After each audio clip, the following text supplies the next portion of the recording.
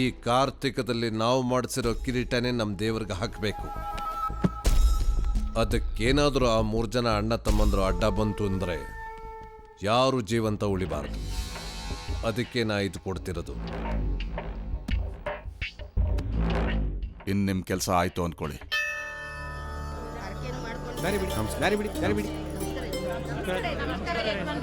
ನಮಸ್ಕಾರ. ನಿಮಗೋಸ್ಕರನೇ ಕಾಯ್ತಾ ಇದ್ವಿ. ಪೂಜೆ ಶುರು ಮಾಡೋಣವಾ? ಶುರು ಮಾಡಿ.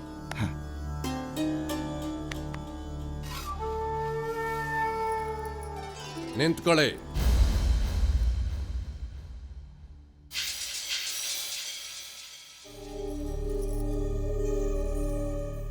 ಇನ್ಮುಂದೆ ಈ ದೇವರಿಗೆ ನಮ್ದೇ ಮೊದಲನೇ ಪೂಜೆ. ಯಾಕೆಂದ್ರೆ ಈ ಜಾಗ ನಮ್ದು. ಶಿವು, ಆಸ್ತಿ ಜೊತೆಲಿ ಇದನ್ನೂ ಬರ್ಕೊಟ್ಬಿಟ್ಟಿದೀಯಾ? ದೇವ್ರನ್ನ ಬರ್ತ್ಕೊಡಕ್ಕಾಗತ್ತೆ ಅತ್ತೆ. ಈಗ ಮಾತು ಬದಲಾಯಿಸ್ಬೇಡ. ತಲಾಂತರದಿಂದ ನಮ್ಮ ವಂಶವ್ರ ಪೂಜೆ ಮಾಡೋದೇ ಇಲ್ಲಿ ಸಂಪ್ರದಾಯ. ಆದ್ರಿಂದ ಈ ಊರಿಗೆ ಒಳ್ಳೇದಾಗತ್ತೆ ಅನ್ನೋದು ಈ ಜನರ ನಂಬಿಕೆ. ನಾವು ಪೂಜೆ ಮಾಡಿದ್ರೆ ಊರು ಹಾಳಾಗತ್ತಾ? ಪೂಜಾರೆ, ಅವರೇ ಪೂಜೆ ಮಾಡಲಿ. ನಾವು ಪೂಜೆ ಮಾಡೋವಾಗ ನೀವು ಯಾರು ಇಲ್ಲಿರಬಾರ್ದು.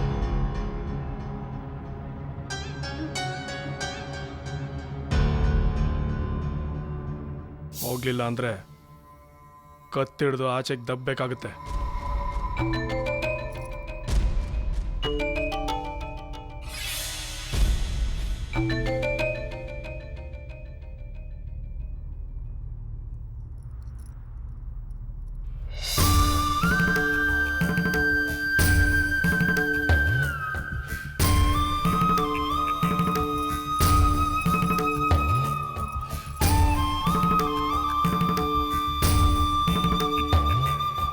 ಅಣ್ಣ,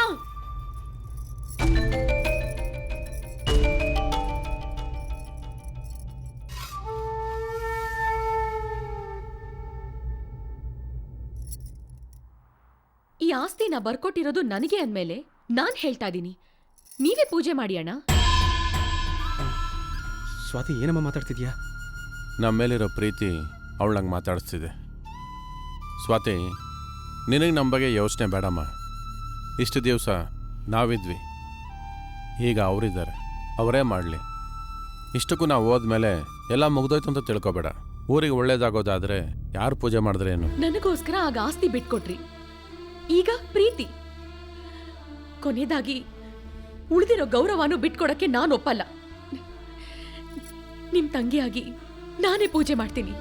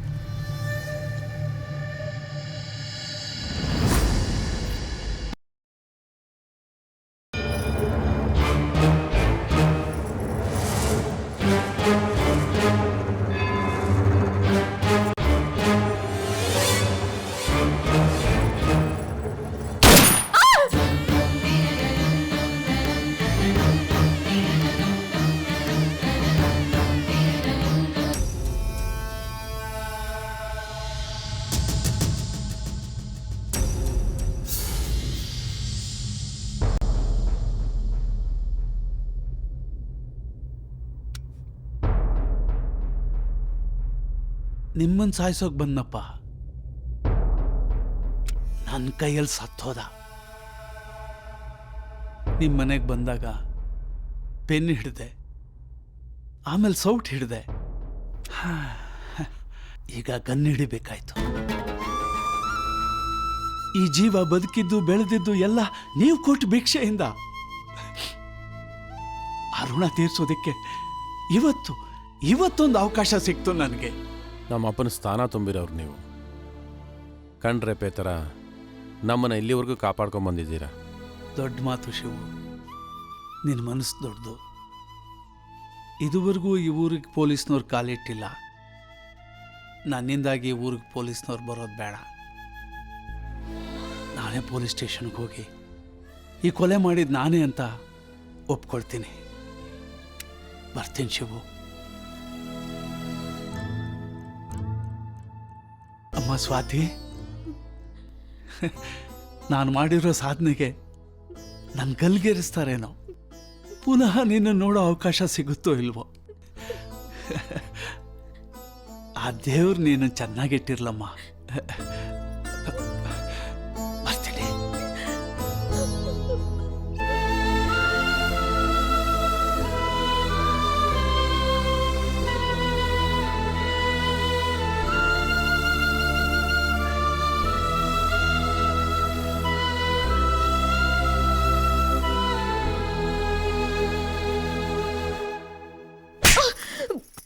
ಅವತ್ತು ನಿಮ್ಮ ಅಣ್ಣಂದ್ರೆ ಎಲ್ರ ಮುಂದೆ ನಮ್ಗೆ ಅವಮಾನ ಮಾಡಿದ್ರು. ಇವತ್ತು ನೀನ್ ನಮ್ಗೆ ಅವಮಾನ ಮಾಡ್ತಿದ್ಯಾ? ಏಯ್, ಎಷ್ಟೇ ಕೊಬ್ಬು ನಿನಗೆ. ನಾನಿಲ್ಲಿ ಮಾತಾಡ್ತಾ ಇದ್ರೆ ನಿನ್ ಪಾಡಿಗೆ ನಿನ್ ಕೆಲಸ ನೀನ್ ಮಾಡ್ತಾ ಇದ್ಯಾ? ಮಾತಾಡು. ಇದೇನ್ ನನಗ್ ಹೊಸ್ತಾ? ಈ ಥರ ಎಟ್ಟಿಂದು ಮೈ ಮನ್ಸು ಎಲ್ಲ ಮರ್ಗಟ್ ಹೋಗಿದೆ. ಅಷ್ಟಕ್ಕೆ ಖುಷಿ ಪಡು. ನನಗೆ ಬರ್ತಾ ಇರೋ ಕೋಪಕ್ಕೆ ನಿನ್ನ ಬೇಡ ಚಂದ್ರು.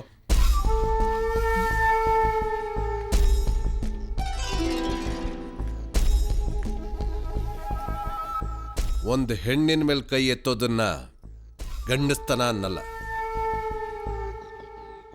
ನೀವು ಹೋಗಮ್ಮ ಅವಳಿಗೆ.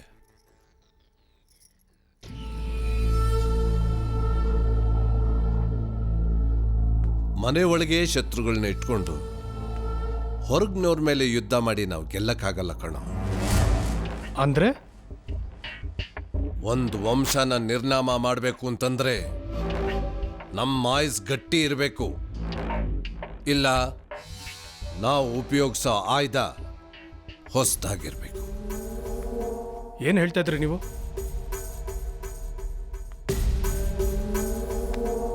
ಈಗ ನಿನ್ನ ಹೆಂಡತಿ ಬಸ್ರಿ.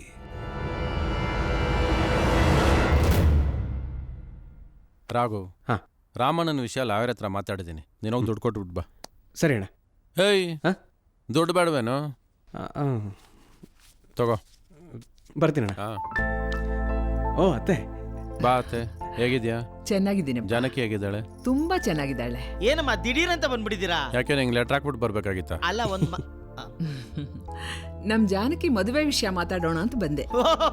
ಜಾನಕಿ ಮದುವೆ ಮುಗಿಸಿ ತೀರ್ಥಯಾತ್ರೆ ಹೋಗ್ಬೇಕು ಅಂತ ಡಿಸೈಡ್ ಶು. ಮಗಳ್ ಮದುವೆ ಮಾಡ್ಬಿಟ್ರೆ ನನಗೆ ಅದಕ್ಕಿಂತ ಸಂತೋಷ ಏನಿದೆಯಪ್ಪ. ಅತ್ತೆ, ಮದುವೆಯಾಗಿ ತವ್ರ ಮನೆಯಿಂದ ಹೊರಗೆ ಹೋದ ಮೇಲೆ ಅದೇ ಮನೆಗೆ ತನ್ನ ಮಗಳು ಸೊಸೆಯಾಗಿ ಹೋಗ್ಬೇಕು ಅಂತ ಎಲ್ಲ ಹೆಣ್ಮಕ್ಳು ಆಸೆ ಪಡ್ತಾರೆ. ಬೇಗ ಒಳ್ಳೆ ಮುಹೂರ್ತ ನೋಡಿ. ಅದಕ್ ಮುಂಚೆ ನಂದೊಂದು ಮಾತು. ಏನತ್ತೆ? ನನ್ ಮದ್ವೆಲಿ ನಮ್ಮಣ್ಣ ನನಗೆ ಅಂತ ಏನೇನ್ ಮಾಡಿದ್ನೋ ಅದಕ್ಕಿಂತ ಹೆಚ್ಚಾಗಿ ನಾನು ನನ್ನ ಅಳಿಯನ್ಗೆ ಮಾಡ್ತೀನಿ. ಅದಕ್ಕೆ ನೀನು ಒಪ್ಕೋಬೇಕು. ಅತ್ತೆ, ಮದುವೆ ಋಣಾನುಬಂಧದಲ್ಲಾಗಬೇಕು, ಋಣದಲ್ಲ. ನೀನೇನೇ ಹೇಳಿದ್ರು ನನ್ನ ನಿರ್ಧಾರ ಬದಲಾಗಲ್ಲ. ರಾಘು, ನಿಮ್ಮ ಅಣ್ಣನಿಗೆ ನೀನಾದ್ರೂ ಸ್ವಲ್ಪ ಹೇಳಪ್ಪ. ಅತ್ತೆ, ಅಣ್ಣ ಹೇಳದ್ಮೇಲೆ ಮುಗೀತು, ಬೇರೆ ಮಾತಿಲ್ಲ. ಅಣ್ಣ ತಮ್ಮಂದ್ರು ಒಬ್ಬರನ್ನೊಬ್ರು ಬಿಟ್ಕೊಡೋದಿಲ್ವಲ್ಲ. ಸರಿಪ್ಪ ಶಿವು, ಆದಷ್ಟು ಬೇಗ ಒಳ್ಳೆ ಮುಹೂರ್ತ ನೋಡ್ತೀನಿ. ಬರ್ಲಾ? ಬನ್ನಿ ಅತ್ತೆ. ಬರ್ತೀನಪ್ಪ, ಬರ್ತೀನಿ.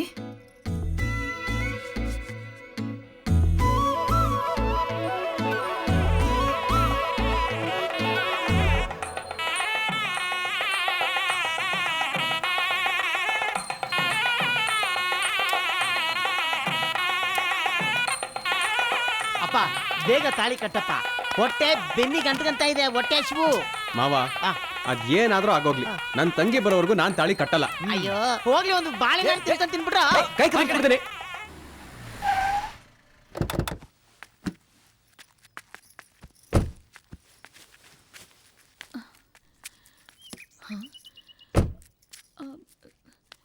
ಇದೇನ್ರಿ ಈ ದೇವಸ್ಥಾನಕ್ಕೆ ಕರ್ಕೊಂಬಂದಿದ್ದೀರಾ? ಪ್ರತಿ ಶುಕ್ರವಾರ ನಮ್ಮೂರ್ ಲಕ್ಷ್ಮೀ ದೇವಸ್ಥಾನಕ್ಕೆ ತಾನೇ ನಾವು ಹೋಗ್ತಿದ್ದಿದ್ದು. ಇವತ್ತು ಆ ದೇವಸ್ಥಾನದಲ್ಲಿ ನಿಮ್ಮ ಅಣ್ಣನ ಮದುವೆ ನಡೀತಾ ಇದೆ ಅನ್ನೋದು ಗೊತ್ತು. ನಿನಗೋಸ್ಕರ ಪಾಪ ಅವ್ರು ಕಾಯ್ತಾ ಇರ್ತಾರೆ ಅನ್ನೋದು ಗೊತ್ತು. ನೀನು ಹೋಗ್ಲಿಲ್ಲ ಅಂದ್ರೆ ಆ ಮದುವೆ ನಡೆಯೋದಿಲ್ಲ ಅನ್ನೋದು ಗೊತ್ತು. ಆ ಮದುವೆ ನಡಿಬಾರ್ದು ಅಂತಾನೆ ನಿನ್ನನ್ನು ಇಲ್ಲಿಗೆ ಕರ್ಕೊಂಬಂದಿದ್ದು. ನೀನು ಹೋಗದೆ ಹೋದ್ರು ನಿಮ್ಮ ಅಣ್ಣನ ಮದುವೆ ಚೆನ್ನಾಗಿ ನಡೀಲಿ ಅಂತ ದೇವರಲ್ಲಿ ಬೇಡ್ಕೊ. ಈ ದೇವರು ಪವರ್ಫುಲ್ಲೇ. ನಮಸ್ಕಾರ ಯಜಮಾನ್ರೆ. ನಮಸ್ಕಾರ. ಚೆನ್ನಾಗಿದ್ದೀರಾ? ಚೆನ್ನಾಗಿದ್ದೀನಿ ಯಜಮಾನ್ರೆ. ನಮ್ಮ ಸೋದರ ಮಾವನ ಮಗಳ ಮದುವೆ ಫಿಕ್ಸ್ ಆಗಿತ್ತು, ಯಾರಿಗೆ ಹೇಳೋಕ್ಕಾಗಲಿಲ್ಲ. ನಿಮಗೆ ಹೇಳೋಣ ಅನ್ಕೊಂಡಿದ್ದೆ, ದೇವ್ರದ್ದು ಬಂದ ಹಾಗೆ ನೀವೇ ಬಂದ್ರಿ. ಬನ್ನಿ ಯಜಮಾನ್ರೆ. ಆಯ್ತು. ಅಕ್ಷತೆ ಕೊಡು. ತಗೊಳ್ಳಿ ಯಜಮಾನ್ರೆ. ನೀವು ತಗೊಳ್ಳಿಮ್ಮ. ಬನ್ನಿ ಯಜಮಾನ್ರೆ. ಜಾಗ ಬಿಡಿ ನಡೀರಿ. ಜಾಗ ಬಿಡಿ ಬನ್ನಿ ಯಜಮಾನ್ರೆ.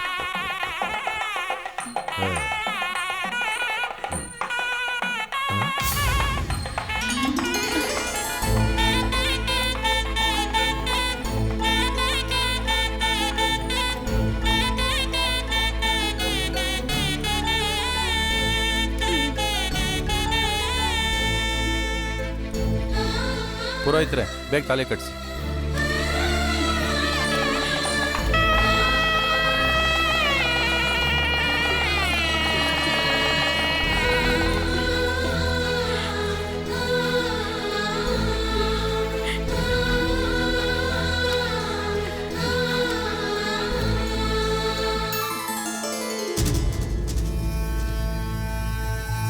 ಈ ಮದುವೆ ಲಕ್ಷ್ಮೀ ದೇವಸ್ಥಾನದಲ್ಲಿ ನಡೆಯುತ್ತೆ ಅಂತ ನೀವು ಅಂದ್ಕೊಂಡ್ರಿ.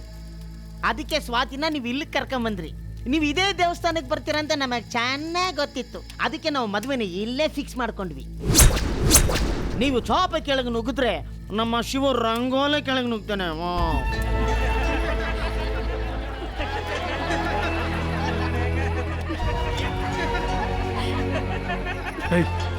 ನಡಿಯ